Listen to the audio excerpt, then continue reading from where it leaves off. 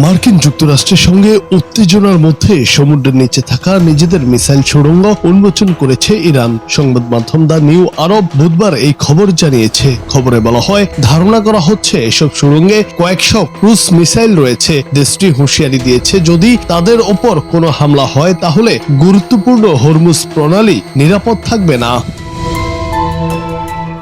সংবাদ মাধ্যমটি জানায়, ইরানের রাষ্ট্রীয় টিভি পানির নিচের মিসাইল সুড়ঙ্গের ভিডিও প্রকাশ করেছে। এতে দেখা যাচ্ছে ইসলামী বিপ্লবী গার্ডের নৌ শাখার কমান্ডার আলী রেজা তাংসিরি ওই সুড়ঙ্গের ভেতরে রয়েছেন।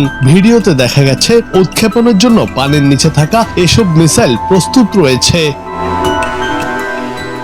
নৌ কমান্ডার আলী রেজা বলেছেন, সমুদ্রের নিচে তাদের মিসাইলের বিস্তৃত নেটওয়ার্ক রয়েছে। এগুলো উপসাগরীয় ও ওমান সাগরে থাকা মার্কিন নৌজাহাজকে মোকাবেলার জন্য প্রস্তুত করা হয়েছে। তিনি জানিয়েছেন, এসব সুড়ঙ্গে কয়েকশো মিসাইল রয়েছে, যেগুলো 1000 কিলোমিটার দূরের লক্ষ্যবস্তুতে আঘাত হানতে পারে। বিপ্লবী গার্ডের এই নৌ কমান্ডার বলেছেন, তাদের তৈরি কাদের 380L মিসাইলে এমন স্মার্ট যন্ত্রাংশ রয়েছে, যেটি আঘাত হানা পর্যন্ত লক্ষ্যবস্তুকে ট্র্যাক করতে পারে।